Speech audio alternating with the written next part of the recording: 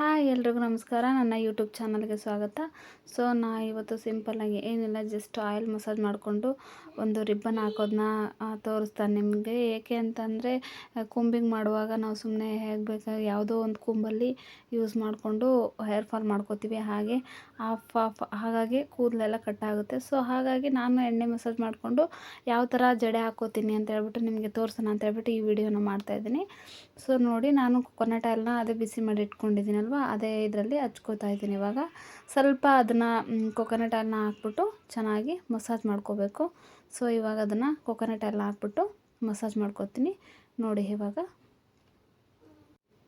2 partition ಆಗಿ ಮಾಡಿಕೊಂಡು ನೀಟಾಗಿ ಸ್ಕಾಲ್ಪಿಗೆ ಫಸ್ಟು ನಾವು ಅಪ್ಲೈ ಮಾಡಬೇಕು, ಆಮೇಲೆ ಹೇರ್ಸಿಗೆ ಅಪ್ಲೈ ಮಾಡಬೇಕು. ನಾವು ಸ್ಕಾಲ್ಪಿಗೆ ಯಾವ ಥರ ಅಪ್ಲೈ ಮಾಡಬೇಕು ಅಂತಂದರೆ ಫಿಂಗರ್ಸಲ್ಲಿ ಹೋಗೋ ಥರ ಫುಲ್ ಕೈಗೆ ಅಪ್ಲೈ ಮಾಡ್ಕೊಂಬಿಟ್ಟು ನೀಟಾಗಿ ಸ್ಕಾಲ್ಪಿಗೆ ನೀಟಾಗಿ ಅಪ್ಲೈ ಮಾಡಬೇಕು. ಅದು ಅಪ್ಲೈ ಮಾಡಾದಮೇಲೆ ಹೇರ್ಸಿಗೆ ಅಪ್ಲೈ ಮಾಡಬೇಕು. ನೀಟಾಗಿ ಹೇರ್ಸಿಗೆ ತುದಿವರೆಗೂ ಕೂಡ ನಾವು ಅಪ್ಲೈ ಮಾಡಬೇಕಾಗುತ್ತೆ. ನಾವು ಎಷ್ಟು ಚೆನ್ನಾಗಿ ಆಯಿಲ್ ಮಸಾಜ್ ಮಾಡ್ತೀವೋ ಅಷ್ಟು ಚೆನ್ನಾಗಿ ಅಷ್ಟೊಂದು ಸಾಫ್ಟ್ ಆ್ಯಂಡ್ ಶೈನಿಯಾಗಿ ಲೆಂತಿಯಾಗಿರ್ತವೆ ಹೇರ್ಸು. ಲಾಸ್ಟಲ್ಲಿ ತುದಿವರೆಗೂ ನೀಟಾಗಿ ಅಪ್ಲೈ ಮಾಡಿದಾಗ ಅವರು ಕೌಲೊಡೆಯೋದೆಲ್ಲ ಆಗೋಲ್ಲ. ಸೊ ಹಾಗಾಗಿ ನೀವು ನೀಟಾಗಿ ಅಪ್ಲೈ ಮಾಡಬೇಕು. ಆಮೇಲೆ ಏನಪ್ಪ ಅಂತಂದರೆ ಸ್ಕಾಲ್ಪಿಗೆ ಮಿಡ್ಲಲ್ಲಿ ನೀಟಾಗಿ ತಲೆ ಬುರುಡೆ ಅಂತ ಹೇಳ್ತೀವಲ್ಲ, ಅದಕ್ಕೆ ನೀಟಾಗಿ ತಾಕೋ ಹಾಗೆ ನೆತ್ತಿ ಅಂತ ಹೇಳ್ತೀವಲ್ಲ, ಅದಕ್ಕೆ ಜಾಸ್ತಿ ಹಾಕೊಂಬಿಟ್ಟು ಸ್ವಲ್ಪ ಮಸಾಜ್ ಮಾಡ್ಕೋಬೇಕು. ಸೊ ಲೈಟಾಗಿ ನಾವು ಮಸಾಜ್ ಕೊಡೋದ್ರಿಂದ ರಿಲೀಫ್ ಅಂತ ಅನಿಸುತ್ತೆ. ಹಾಗೆ ಹೇರ್ ತುಂಬ ನರೀಶ್ ಆಗಿರುತ್ತೆ, ತುಂಬ ಚೆನ್ನಾಗಿರುತ್ತೆ ಅಂತ ಹೇಳ್ಬೇಕು. ನಾವು ಎಷ್ಟು ಚೆನ್ನಾಗಿ ಆಯಿಲ್ ಮಸಾಜ್ ಕೊಡ್ತೀವೋ ಅಷ್ಟು ಚೆನ್ನಾಗಿರ್ತವೆ ಹೇರ್ಸ್ನು. ಸುಮ್ಮನೆ ಏನೋ ಆಯಿಲ್ನ ಅಪ್ಲೈ ಮಾಡ್ತೀವಿ ಅನ್ನೋ ಥರ ಹಚ್ಚೋಕ್ಕಿಂತ ಈ ಥರ 2 ಪಾರ್ಟಿಷನ್ ಆಗಿ ಮಾಡಿಕೊಂಡು ನೀಟಾಗಿ ಸ್ಕಾಲ್ಪಿಗೆ ಮತ್ತು ಹೇರ್ಸಿಗೆ ಹಾಕ್ಬಿಟ್ಟು ಈ ಥರ ಲೈಟಾಗಿ ಮಸಾಜ್ ಕೊಡೋದ್ರಿಂದ ಹೇರ್ ತುಂಬ ನರೀಶ್ ಆಗಿರ್ತವೆ. ಹಾಗೆ ತುಂಬ ಸಾಫ್ಟ್ ಆ್ಯಂಡ್ ಸಿಲ್ಕಿಯಾಗಿ ಕೂಡ ಇರ್ತವೆ. ಆಯಿಲ್ ಹಚ್ಚಿ ಸ್ನಾನ ಮಾಡೋದ್ರಿಂದ ಕೂಡ ತುಂಬ ಹೇರ್ ಚೆನ್ನಾಗಿರ್ತವೆ. ಹಾಗೆ ಕೆಲವೊಬ್ಬರು ಆಯಿಲು ಹಚ್ಚಿದೇ ಹಾಗೆ ಹೆಡ್ ಬಾತ್ ಮಾಡ್ತಾರೆ. ಆ ಥರ ಹೆಡ್ ಬಾತ್ ಮಾಡೋದ್ರಿಂದ ತುಂಬ ಡ್ರೈನೆಸ್ ಆಗ್ತವೆ ಹೇರ್ಸು. ಹಾಗೆ ಡ್ಯಾಂಡ್ರಫ್ ಆಗುತ್ತೆ. ಆಯಿಲ್ ಹಾಕದೆ ಹೆಡ್ ಬಾತ್ ಮಾಡೋದ್ರಿಂದ ಡ್ಯಾಂಡ್ರಫ್ ಆಗೋದು ತುಂಬ ಜಾಸ್ತಿ. ಯಾಕೆಂದರೆ ಅದು ನಾವು ಹಾಕೋಂಥ ಶಾಂಪೂಸು ಅಥವಾ ನಾವು ಯೂಸ್ ಮಾಡೋವಂಥ ಏನಿರುತ್ತೆ ಶಾಂಪೂ, ಸೋಪು, ಅದರಿಂದನೂ ಡ್ಯಾಂಡ್ರಫ್ ಆಗೋವಂಥ ಚಾನ್ಸಸ್ ಇರುತ್ತೆ. ಯಾಕೆ ಡ್ರೈ ಇರುತ್ತಲ್ವ ಸ್ಕಾಲ್ಪು, ಅದರಿಂದ ಆ ಥರ ಆಗುತ್ತೆ. ಸೊ ಹಾಗಾಗಿ ಫಸ್ಟ್ ನಾವು ಆಯಿಲ್ ಮಸಾಜ್ನ ಮಾಡಿಕೊಂಡು ಜಡೆ ಹಾಕೋಬೇಕಾಗುತ್ತೆ. ಸೊ ಬಿಫೋರ್ 1 ಡೇನೇ ನಾನು ಆಯಿಲ್ ಮಸಾಜ್ನ ಮಾಡ್ಕೊಳ್ಳೋದು.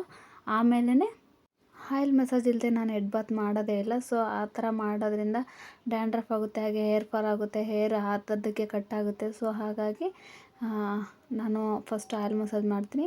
ಸೊ ನೋಡಿ, ಇವಾಗ ನಾನು ಕೂಂಬಿಂಗ್ ಮಾಡ್ತಿದ್ದೀನಿ. ಇಷ್ಟು ಆಯಿಲ್ ಹಚ್ಬಿಟ್ಟು ಕೂಂಬಿಂಗ್ ಮಾಡಿದ್ರು ಕೂಡ ಹೇರ್ ಫಾಲ್ ಆಗೋಲ್ಲ. ನೋಡಿ, ಇವಾಗ ತೋರಿಸ್ತೀನಿ.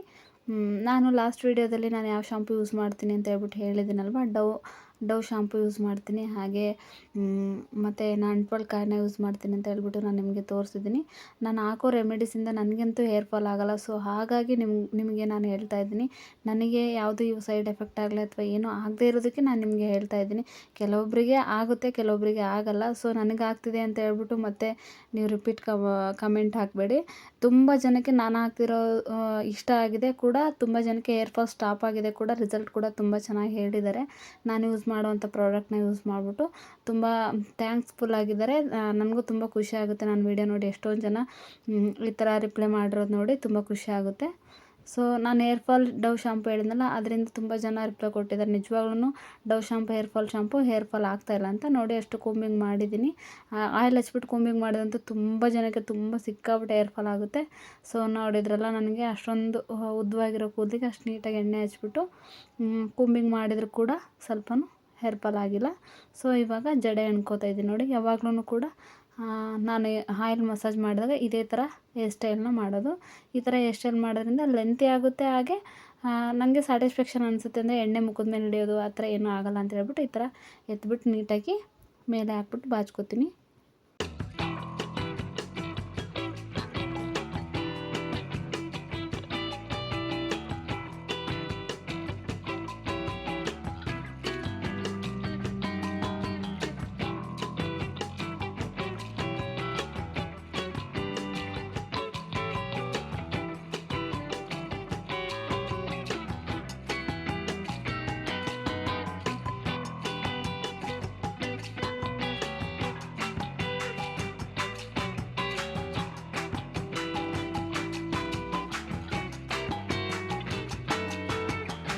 ಸೊ ನೋಡಿದ್ರಲ್ವ, ಈ ಥರ ಜಡೆನ ಎಣ್ಕೊಬಿಟ್ಟು ಇದನ್ನ ಆ ಥರ ಫೋಲ್ಡ್ ಮಾಡಿಬಿಟ್ಟು ಹಾಕ್ಕೋತೀನಿ. ಈ ಥರ ಹಾಕೋದ್ರಿಂದ ಕವಲ್ ಹೊಡೆಯಲ್ಲ, ಹಾಗೆ ಕೂದಲು ಲೆಂತ್ ಕೂಡ ಆಗ್ತವೆ. ಸೊ ಹಾಗಾಗಿ ಆಯಿಲ್ ಹಚ್ಚಿ ಅಪ್ಲೈ ಮಾಡಿ ಹೇರ್ನ ಈ ಥರ ಮೇಲೆ ಪುಟಪ್ ಮಾಡ್ತೀನಿ. ಈ ಥರ ಪುಟಪ್ ಮಾಡೋದ್ರಿಂದ ತುಂಬ ಚೆನ್ನಾಗಿರುತ್ತೆ.